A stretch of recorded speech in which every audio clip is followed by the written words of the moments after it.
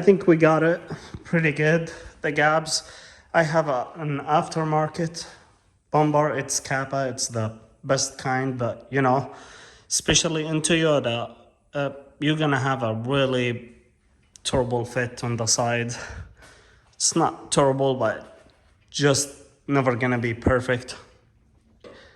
Knowing that you're using an aftermarket bumper and an aftermarket headlights, so don't expect a perfect job. So it's gonna be nice and good looking, and that's what's matter for the customer, and safe for sure. So the frame is straight right now, thankfully. Was a little bit too much, but yeah, here you go. We just need to paint the bumper and put the car together and get it out of here. We'll take the frame machine next and get the car out until we get it painted. All right, guys, finally, after we finished the framework on that Toyota Corolla, we're ready to paint the bumper and get it over with. So we'll sand it with the 320 sandpaper.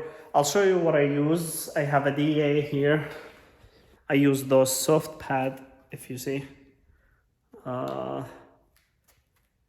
And what this does, on the corner here, on the plastic, it will ride over it, and that make it not go through the plastic.